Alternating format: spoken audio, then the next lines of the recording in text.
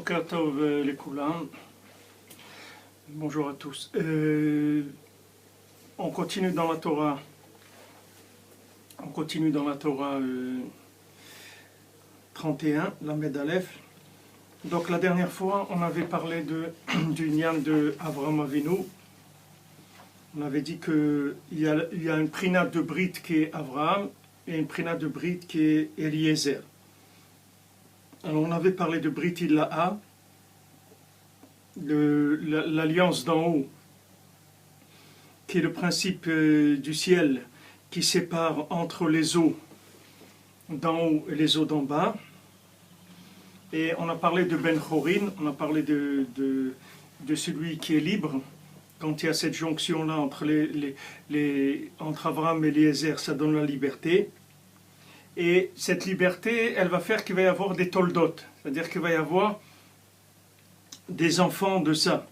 Comme c'est écrit, à Nefesh Aser Asou Becharan, que Sarah et Abraham, ils ont fait des Nefashot à Haran.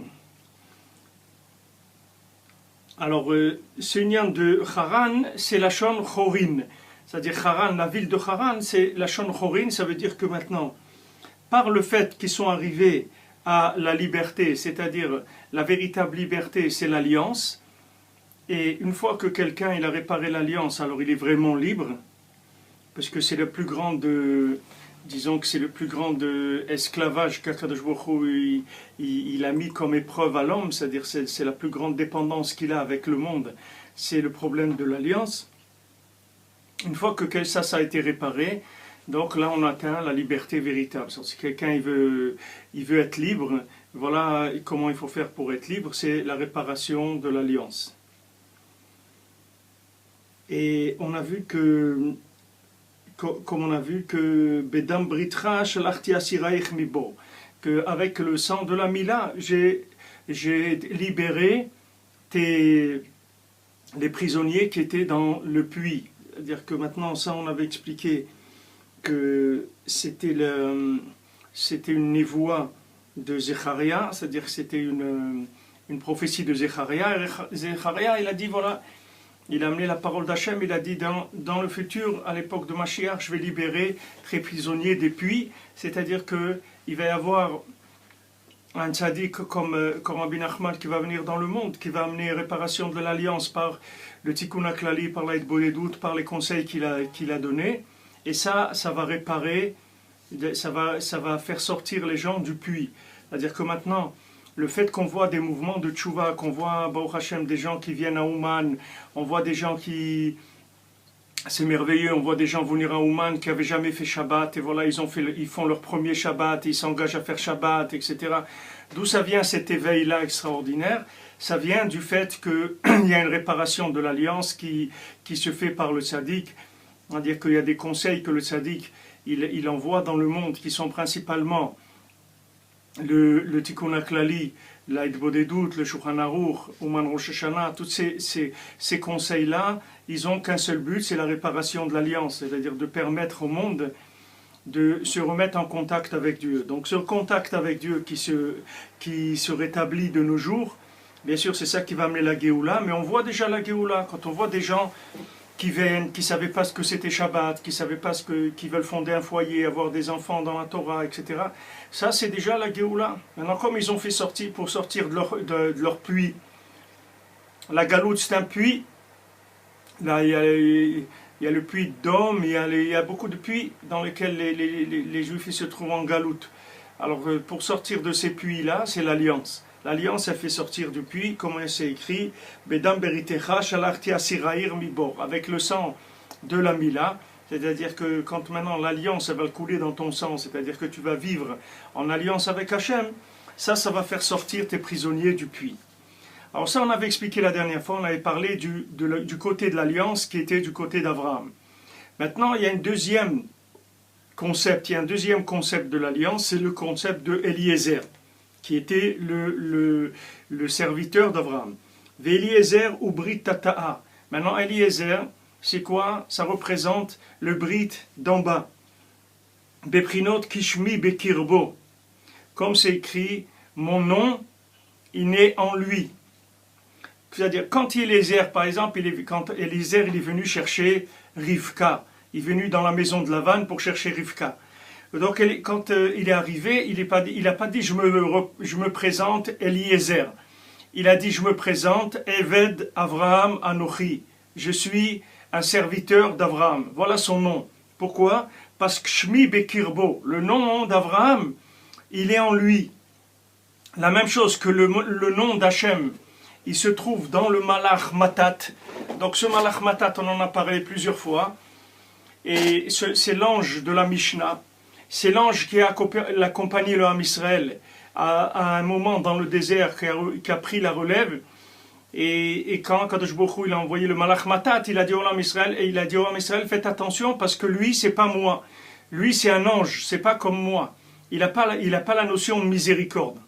Alors maintenant, la notion de Eliezer, c'est le principe de Matat. C'est-à-dire que Eliezer, il vit l'alliance en bas par le fait qu'il est entièrement soumis à Abraham qui est en haut. Donc de là, on voit qu'il n'y aura pas de possibilité de réparation de l'alliance s'il n'y a pas le principe de l'attachement au tzaddik. C'est-à-dire c'est que l'attachement au tzaddik qui va pouvoir réparer l'alliance. Parce que l'attachement au tzaddik, ça permet de recevoir la lumière de l'alliance d'en haut, c'est-à-dire de l'alliance d'Abraham. Quand il y a alliance d'Abraham, alors il peut y avoir alliance d'Eliezer. Mais Eliezer tout seul, il n'existe pas. Parce que Eliezer, il se présente comme étant Eved Avraham Anochi. C'est-à-dire, il ne vient pas dire, voilà, je suis Eliezer. Il vient de dire, je suis le serviteur d'Avraham Avinu. Ou Shmo Keshem Rabo. Et son nom, c'est comme le nom de son maître. Donc il s'appelle Avraham comme son maître. Et cet ange-là, Matat, c'est mettre le Sarapnim, il s'appelle le Sarapnim, il s'appelle le ministre de l'Intérieur, c'est-à-dire qu'il est le plus grand malach qu'il y a à l'intérieur, qui est le prince de la Mishnah, et qui conduit le monde dans les 6 jours de la semaine, et que même ceux qui sont montés dans le Pardès avec Rabbi Akiva, les 3 autres, ils se sont trompés quand ils ont vu Matat, ils ont cru que c'était un Reshut Bifnei Atzmo, ils ont vu une splendeur, une gloire tellement grande de cet ange-là, qu'ils ont cru qu'il était, Chasvé Shalom, quelque chose en soi. Alors que Béhémet, il n'était pas, toute la splendeur qu'il a ne vient que de sa soumission à Hachem. Parce que, comme c'est écrit, Shmi Bekirbo, Shmo Keshem Rabo. Le nom d'Hachem, il se trouve en lui, et son nom, c'est comme le nom de son maître. Donc toute la lumière qui va avoir Eliezer, c'est-à-dire toute la lumière qui va se trouver dans le serviteur, elle ne va venir que par le fait que le nom de son maître se manifeste en lui. Sheu Chanor Matat. Donc qu'est-ce que c'est? Qui c'est son rave? Qui c'est Rabo? C'est Chanor Matat. C'est-à-dire que Chanor, le Chanor qu'on voit dans Maaseh Bereshit, on voit que là-bas il y avait quelqu'un qui s'appelait Chanor, et à un moment on l'a cherché et on l'a plus trouvé. Pourquoi? Parce qu'il avait disparu. Pourquoi il a disparu? Parce que Chanor c'était une des personnes qui est pas morte, c'est-à-dire qui est montée vivante dans le ciel. Rabbeinu le rapporte aussi dans Sipur Masiot. Rabbeinu dit il y a des chemins, des chemins pour monter au ciel, c'est-à-dire qu'il y a une possibilité de monter au ciel sans avoir besoin de passer par la mort. Tout le problème, pourquoi on doit passer par la mort? Parce qu'on ne connaît pas les chemins. Pourquoi on ne connaît pas les chemins? Parce qu'on n'a pas Tikkun Abrit. Comme on a dit que le Tikkun Abrit, ça repart les chemins. Qu'on a dit que tous les problèmes que quelqu'un il a sur la route, c'est à cause du Tikkun Abrit, qu'il y a un manque de Tikkun Abrit. Alors bien sûr, ça parle de Tikkun, on a parlé de la route, Bepashtout, de Tfilat HaDerer, que quelqu'un doit faire Tfilat HaDerer quand il sort de chez lui. Et dès qu'il voit plus la dernière maison de la ville, il doit faire Tfilat HaDerer, parce que dans Tfilat HaDerer, il va réparer la Emouna, il va réparer le Brit dans son chemin. Ça, c'est valable dans le chemin matériel et c'est valable dans le chemin spirituel aussi. Pourquoi quelqu'un n'arrive pas à trouver sa route dans la Torah? C'est parce qu'il y a des problèmes au niveau de l'alliance. Donc il faut s'investir dans ce travail-là, c'est-à-dire essayer de multiplier, de se tremper au mikvé, de faire le tikkun haklali le plus possible, essayer d'appliquer les Etzot de Rabbeinu, parce que ces Etzot de Rabbeinu, c'est Tikkun Abrit. Alors lui, Hanor, il y a marqué que maintenant, on l'a cherché, et voilà, il est plus là. Il est plus là. On a dit, où est-ce qu'il est Hanor? On a dit, on l'a plus trouvé. Pourquoi? Parce qu'il est monté au ciel, il est monté au ciel vivant. D'accord? Maintenant, l'ange, donc cet ange-là, Matat, sa matérialisation dans un homme, c'était Hanor. Hanor, c'était c'était un homme qui représentait le prince Matat dans le monde. Hanor, c'était le Tikkun Abrit dans le monde. Donc, il est monté directement dans le ciel.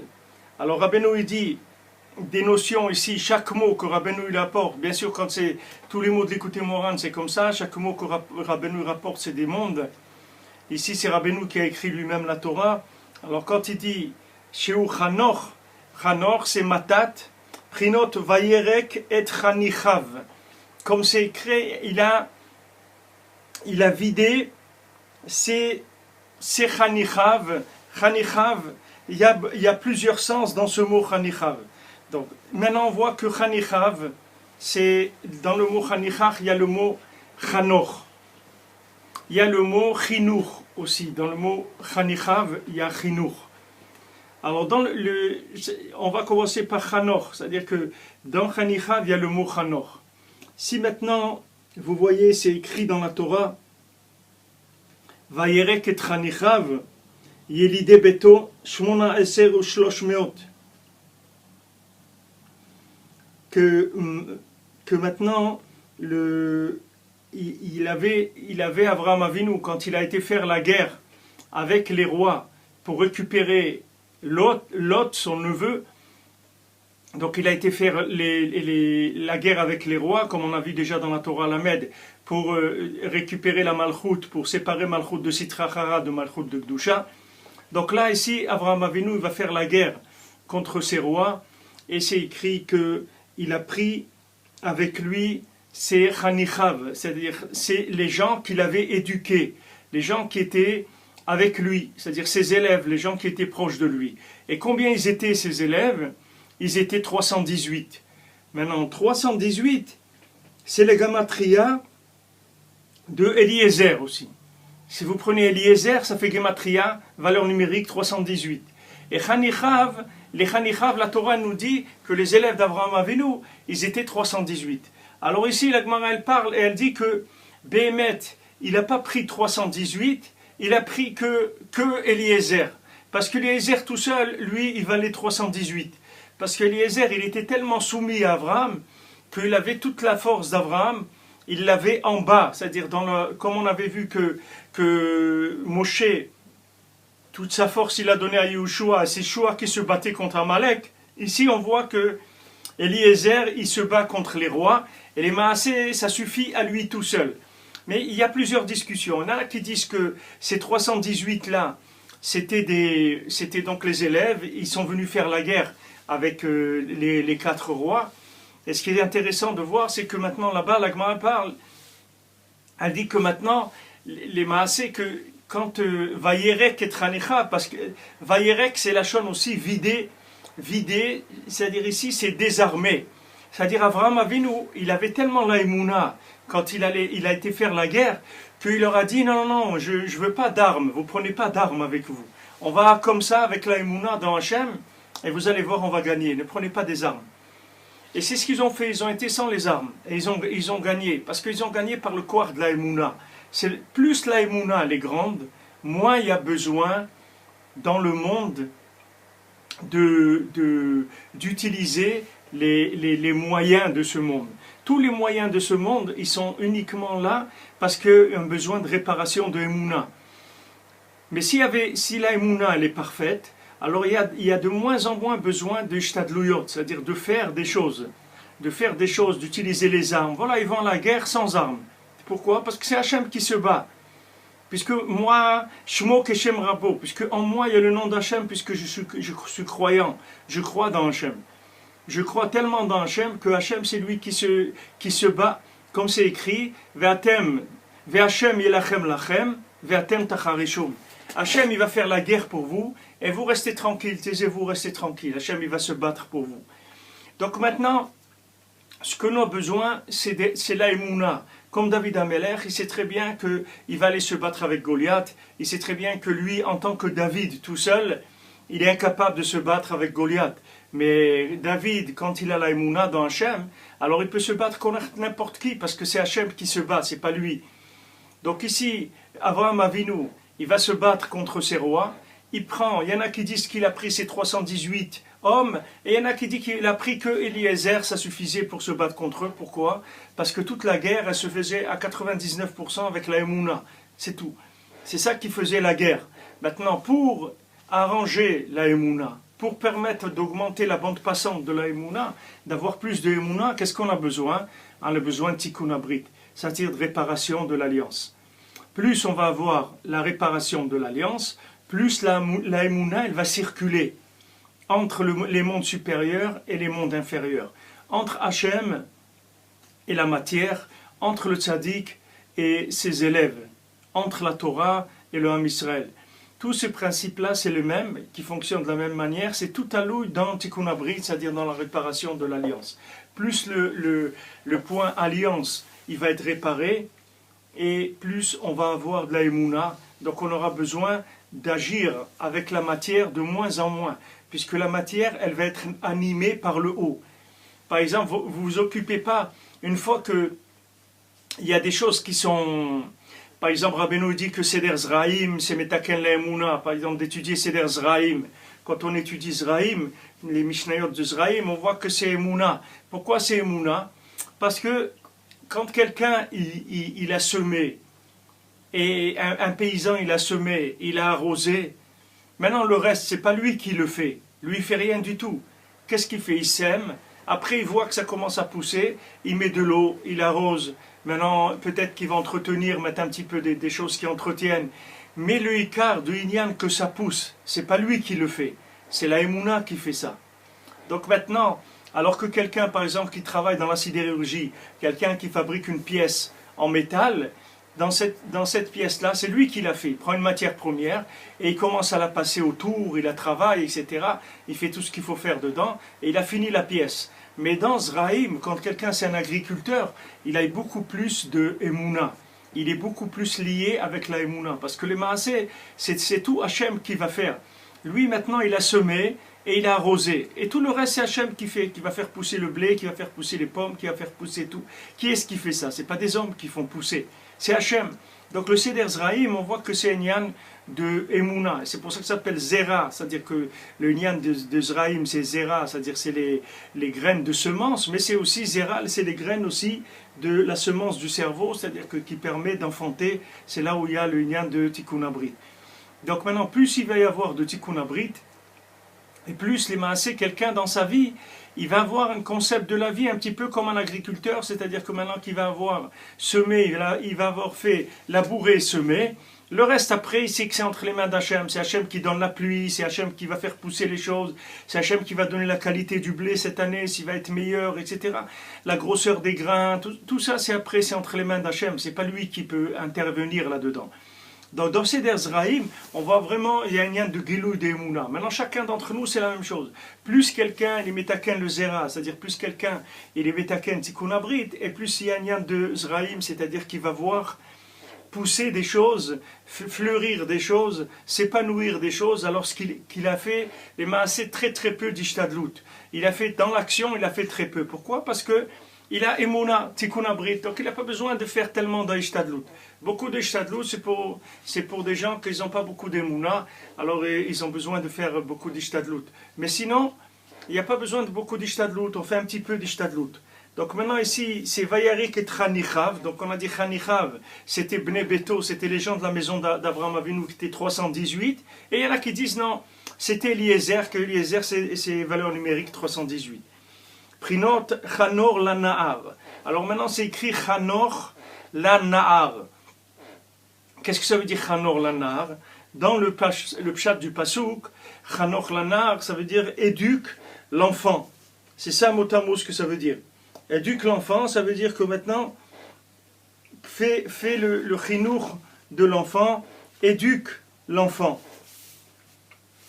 Alors ça c'est un pasuk qui est dans Mishneh, qui est écrit Chanoch le Nahar alpi darko. Éduque l'enfant d'après son chemin, c'est-à-dire d'après, tu vois un petit peu comment il est. C'est-à-dire si tu vois qu'un enfant est doué par exemple pour la prière, alors oriente-le plus dans la prière. Si tu vois qu'il est orienté plus vers l'étude, alors pousse-le dans l'étude. Regarde quel est son chemin, et d'après son chemin, essaye de le faire grandir dans son chemin. Ça, c'est écrit dans Mishneh, Chanoch Lanar, les filles d'Arko. Maintenant, nous, ici, dans la Torah de Rabbeinu, qu'est-ce que c'est Chanoch Lanar? Chanoch, on a dit, c'est Matat, c'est Eliezer, c'est Tikkun Abrit. Alors, Chanoch Lanar, qu'est-ce que c'est un Nahar? Un Nahar, c'est un jeune.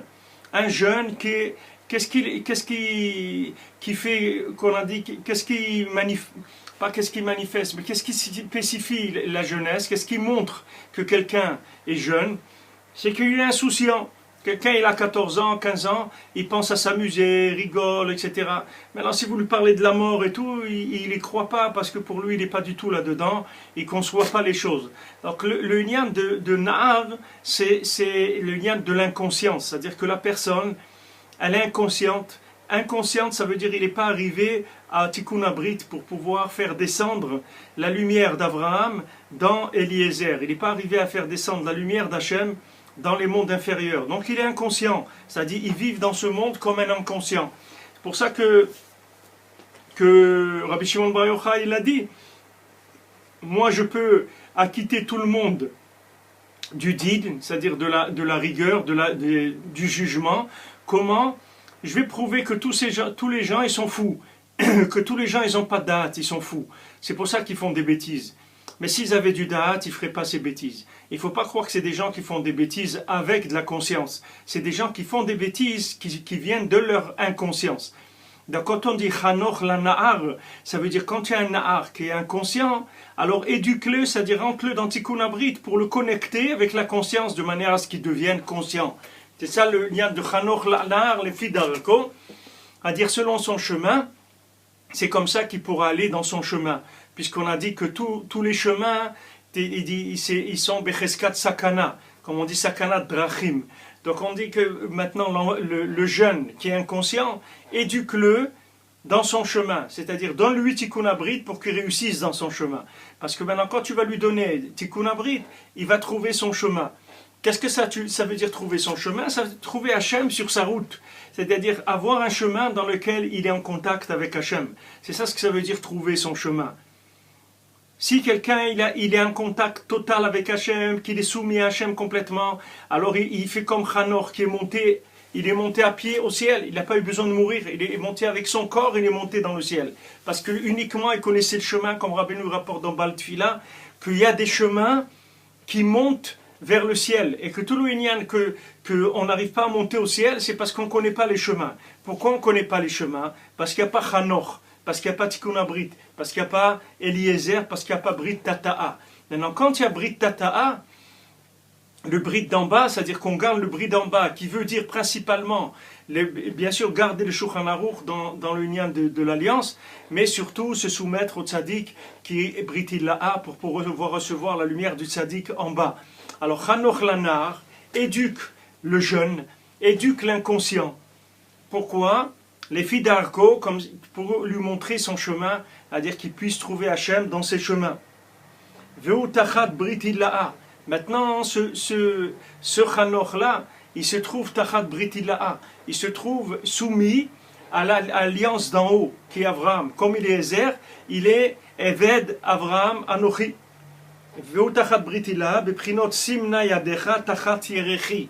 Qu'est-ce qu'il a dit à Abraham, à Eliezer, quand il a envoyé chercher le zivouk d'Yitzhak qui était Rivka, il lui a dit, mets ta main sous ma hanche. Qu'est-ce qu'il lui a voulu lui dire? Il lui a dit, sache que maintenant, ton niveau de Tikkun Abrit, il est en dessous du mien. C'est-à-dire que maintenant, il dépend du mien. C'est-à-dire que plus tu seras soumis à moi, et plus tu arriveras à trouver le Tikkun Abrit. C'est pour ça que Eliezer, c'est lui qui a été chercher le Zivouk de Rivka. Parce que Eliezer, lui-même, il représente Tikkun Abrit dans le monde, c'est-à-dire les Zivugim. C'est lui-même qui représente les Zivugim dans le monde, puisque lui, il va chercher le Zivouk de Rivka. Normalement, Abraham, pourquoi il a envoyé Eliezer chercher? Parce qu'il savait qu'Eliezer, il était soumis à lui. Maintenant, dans cette soumission, il lui a dit, regarde, toi tu te trouves Tarati Rechi, c'est-à-dire que tu te trouves dans un niveau d'alliance qui est soumis à mon niveau à moi. Plus tu seras soumis, et plus tu vas aller voir, tu vas voir les miracles. Donc quand il est parti, lui il a prié, il est arrivé, il a trouvé Rivka à côté du puits, et tout s'est mis en place. Il n'a pas eu besoin de faire des shtadlouyot et des trucs, et des shidduchim et des shatranim, et vérifier si elle ment, si c'est la vérité, qui c'est ses parents, est-ce qu'elle fait ça, est-ce qu'elle fait l'autre, et d'où elle sort. Il n'a pas besoin de tout ça. Pourquoi? Parce qu'il est tachat yerechi, il est tachat le Brit Ilaha, qui est Avraham. Donc il va, et sa vie c'est un conte de fées. Il arrive, alors il rencontre une jeune fille, il dit, eh bien justement, c'est moi Rivka. Ah bon, eh bien tu veux, voilà, est-ce que tu veux te marier avec Yitzhak? Mais bien sûr, il n'y a pas de problème, et il va, et on y va, et c'est parti, et on avance, il n'y a pas de problème. Maintenant, ça dépend de quoi ça? Ça dépend de Tikkun Abrit. Ça dépend de Tikkun Abrit, ça veut dire que la soumission à Abraham, ça Tikkun Abrit.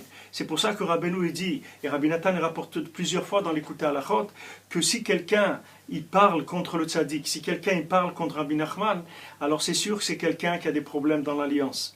Parce que quand on parle contre Rabbi Nachman, on s'oppose à Rabbi Nachman, alors c'est sûr qu'il va y avoir des problèmes d'alliance. C'est évident.